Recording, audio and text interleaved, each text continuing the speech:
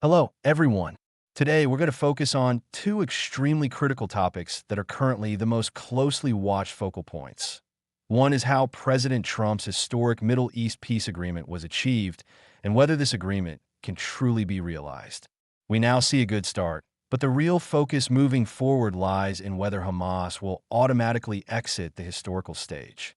The other, of course, is the US-China trade war, as the Chinese Communist Party, CCP, has suddenly made another move, with its Ministry of Commerce once again raising the slogan "Fight, and we'll go all the way.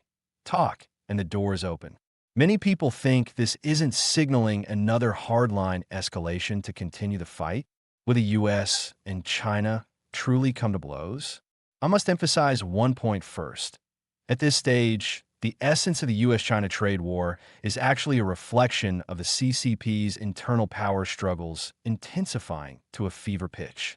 If we overlook this key factor, no matter how we interpret the US-China trade war, we may veer off the basic direction. Today is October 14th Eastern Time. I'm Tang Jingyuan. Welcome to subscribe to our channel. You won't just know what happened, but why it happened. Let's first discuss the US-China trade war, which is of greatest concern to our Chinese friends, because up to now, the CCP side has made new moves again, leaving many people still uneasy and feeling that the US-China trade war is really heading for a major showdown. We'll first look at the news, then break it down with everyone. Today, following the earlier rare earth lightning war that was all thunder and little rain, US-China relations are overall cooling down. But the CCP has followed up with several policies, not quite thunderbolts, but one could say it tossed out two small grenades. The first is an announcement from the Ministry of Transport stating that it will investigate the impact of the U.S. Section 301 probe on China's shipping industry, shipbuilding industry, and related industrial and supply chains, as well as whether relevant enterprises, organizations, or individuals have assisted the U.S. in imposing discriminatory restrictions on China in the above supply chains. Follow-up measures will be introduced as appropriate based on the investigation. The second is the CCP Ministry of Commerce, in retaliation against the U.S. Section 301 measures on maritime, logistics, and shipbuilding industries, announcing that 5 U.S.-related subsidiaries of Hanwha Ocean will be added to the countermeasures list, with the following countermeasures: prohibiting organizations and individuals within China from engaging in relevant transactions, cooperation, or other activities with them. What kind of company is Hanwha Ocean? Hanwha Ocean is one of South Korea's 3 major shipyards and the first Korean shipyard to acquire a U.S. shipyard, and it has been seeking to transfer some technology to the U.S. previously. The U.S.-South Korea trade agreement mentioned that of the $350 billion in Korean investment in the U.S., $150 billion would be dedicated to U.S.-South Korea shipbuilding cooperation funds, and Hanwha also participated in establishing an investment working group. The third action is a report from the CCTV alias account, Imminent and Tion, stating that the U.S. may lose 16 million tons of soybean orders this year. The report says that last year, the U.S. exported 27 million tons of soybeans to China, but since May this year, the CCP has stopped purchasing U.S. soybeans and switched to buying from Brazil and Argentina. If the Chinese side still doesn't place orders by mid-November, the U.S. could lose up to 14 to 16 million tons of orders. These few actions have gotten the little pinks excited again, while making many investors affected by U.S.-China relations extremely attentive. Is this signaling a second wave of major war between the U.S. and China? Can the U.S. and China really ease tensions, or will it continue with stormy seas, letting everyone get a thrill before dying? How to unpack this series of messages? First, we need to assess just how much destructive power these actions truly have, so we can more accurately evaluate whether the CCP side really won a major showdown or is just bluffing. The first two actions are actually one and the same. On one hand, launching an investigation, and the investigation targets are China's shipping industry, shipbuilding industry, and related industrial and supply chains. Essentially an internal rectification, because many Chinese companies may have cooperated with the U.S. side in the Section 301 probe, providing the U.S. with considerable evidence and putting the CCP in a very passive position in negotiations. So now, it's about first cleaning up internally to stop Chinese companies from cooperating with the U.S. probe. This stick is hitting internal players, not directly targeting the U.S., and is of a warn the monkeys nature. The sanction on Hanwha Ocean is of a kill-the-chicken nature, setting an example of a collaborator with the U.S. Section 301 probe getting smacked. Interestingly, it picked a South Korean shipbuilding company, with the sanction being a prohibition on commercial dealings with Chinese companies. But objectively speaking, this so-called kill-the-chicken action feels more like a performative killing of the chicken rather than a real one. Because the CCP can hardly kill this chicken at all. Hanwha Ocean's main global business layout is in South Korea, the US, Canada, Singapore, and Europe. It has no substantive business in mainland China, nor has it established any wholly owned factories, shipyards, or active branches, only occasionally participating in a few international order support or technical exchanges. Moreover, the shipbuilding industry has virtually no dependence on rare earths. So, in a nutshell, the CCP sanction has negligible impact on Hanwha Ocean. This sanction is almost purely symbolic and performative, just like sanctioning Rubio by freezing all his assets in China, only for Rubio to say he originally had not a single penny in assets in China. We see that Hanwha Ocean's stock price fell less than 5.8% today. That's basically the only visible loss. But I must tell everyone that this company has risen 250% over the past year. Now dropping less than 6% is just a small case. As for not buying U.S. soybeans, the Trump administration has long provided $10 billion in subsidy aid. Though it's less than selling them all, at least the overall market is stabilized, and U.S. soybean farmers aren't panicking. What's more, the U.S. and China are still talking, and the CCP itself says there's still a chance before November, clearly positioning the soybean purchase halt as a card held in reserve to be used in negotiations before the U.S.-China trade truce deadline. In other words, these so-called three cards for the U.S., to exaggerate a bit, are just like tickling, utterly incomparable to the rare earth chokehold. Is this the CCP escalating the trade war? Clearly not very much. This feels more like a face-saving performance that's unavoidable, creating an illusion of we haven't backed down, we're still very tough. We see many in the Chinese online circles screenshotting and circulating posts saying the Ministry of Commerce came out shouting today with fight and will go all the way. Talk, and the door is open, then concluding that the CCP is gearing up to hardline against the American empire again, with Little Bun turning into a tough guy, and so on. Actually, if we look at the full text of the CCP Ministry of Commerce's response to reporters' questions today on the U.S. tariff hikes and other restrictions, we can see that the spokesperson's official reply focuses on two key points, reiterating that rare earth export controls are not a prohibition on exports, and applications meeting regulations will continue to be permitted as before, jointly maintaining the security and stability of global production and supply chains. 2. Reaffirming the consistent Chinese position, fight, and we'll go all the way, talk, and the door is open.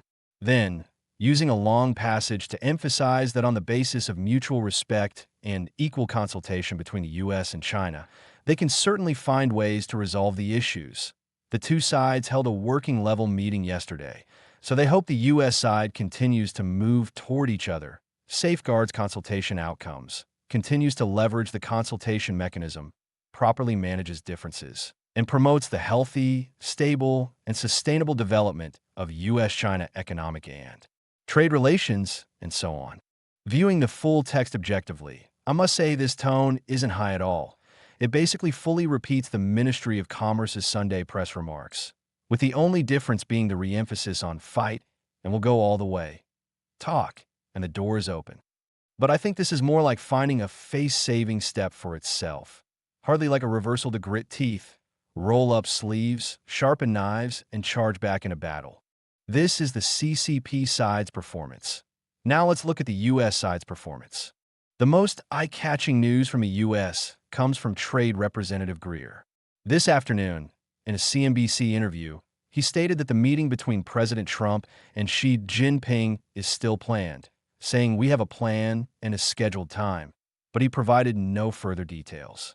Then a Wall Street Journal report says Greer downplayed the Chinese side's rhetoric of fighting to the end in the trade dispute and pointed out that Beijing officials had indicated just days ago that they actually haven't prohibited exports of rare earth materials crucial to many U.S. industries.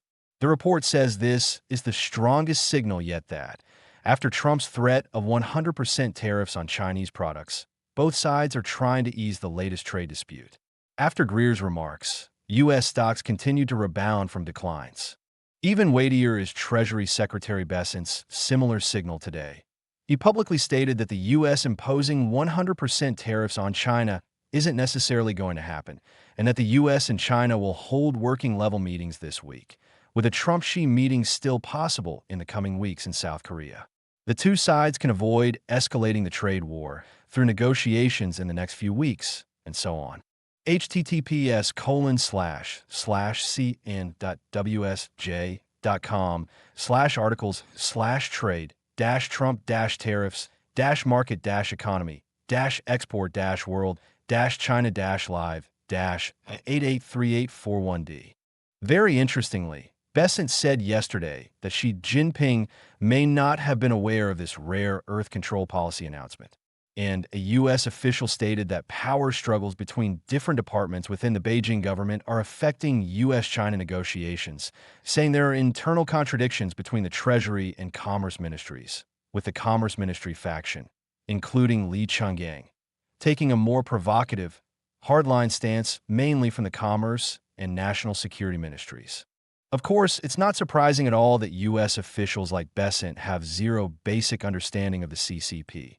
Though they don't grasp how Xi's power structure and decision-making mechanisms operate, at least they all clearly recognize that there are pro-U.S. and anti-U.S. lines within the CCP. And Commerce Minister Wang Wintao and National Security Minister Chen Yixin are precisely the closest of Xi's inner circle. Of course, the U.S. strategy is equally talk while fighting. Previously, the U.S. side announced that it will impose 100% new tariffs on Chinese-made port container cranes, and these tariffs are stacked on top of other tariffs on China. And President Trump this afternoon also posted that China's deliberate non-purchase of U.S. soybeans is an economic hostile act.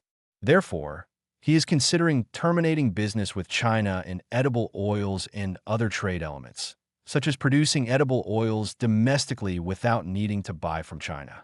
This counts as tossing a small grenade back and forth. Why did the CCP pull off this series of small actions today? There are actually two important backgrounds behind this that most people don't know about or haven't noticed.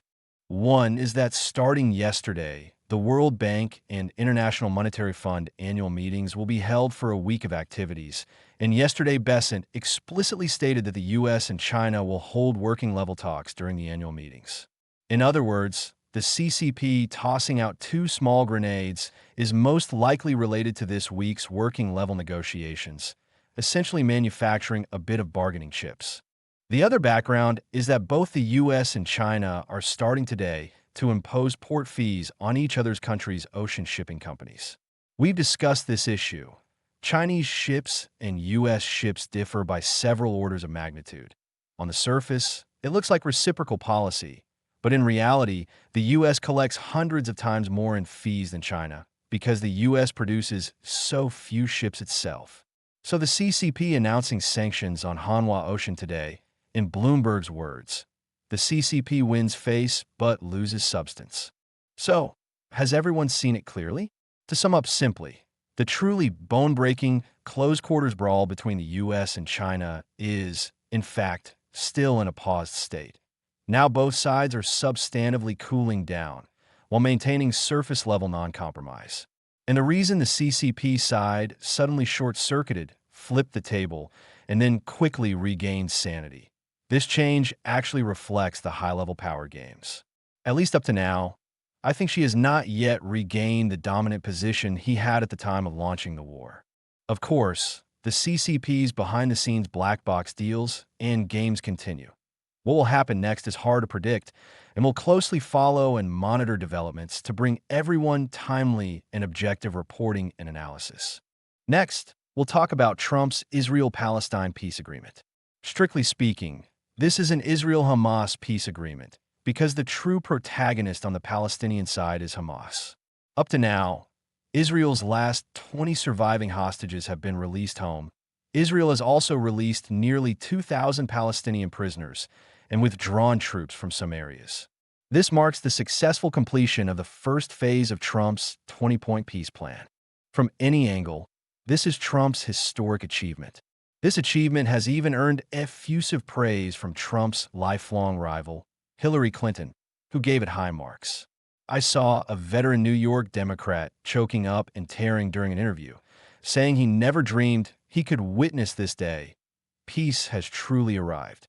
The only exception is Obama, who came out with a pretentious, high-level commentary on Gaza peace, yet said not a word about Trump, resulting in even staunchly anti-Trump CNN calling him out for ignoring Trump's contributions. Why was Trump able to pull off this once in 3,000 years peace agreement? This afternoon, in my FAR dialogue with Fong Wei, we discussed this issue in considerable detail, sharing our respective views. Friends interested can go watch it. Here's a simple summary from me. The major elements of the endless cycle of violence in the Israel-Hamas wars are Hamas's unwavering adherence to its political program of exterminating Israel, while continuously receiving support from Iran's guns and Qatar's money bags. This is the most critical reason. This peace agreement proves the classic assertion of Israel's former Prime Minister Golda Meir. If the Palestinians lay down their guns, there will be peace. If Israel lays down its guns, it will perish. Hamas's agreement to cease fire and release hostages. The most critical reason is that their gun support backer Iran has been essentially neutralized, and their money bag backer Qatar has also been essentially neutralized. So Hamas had only two choices: agree to peace to survive, or be exterminated by Israel.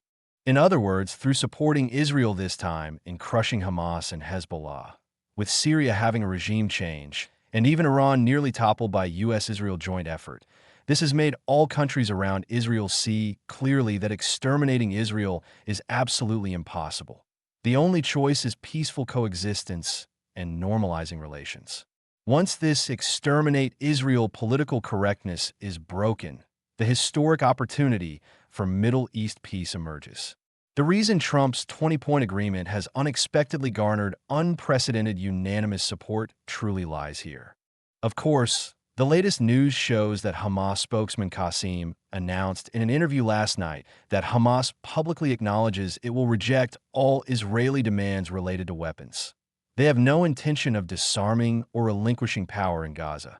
This is two core requirements of the ceasefire agreement Hamas accepted just days ago. This means the peace agreement has the possibility of being torn up because Israel's agreement to cease fire was premised on Hamas disarming to ensure Israel's security.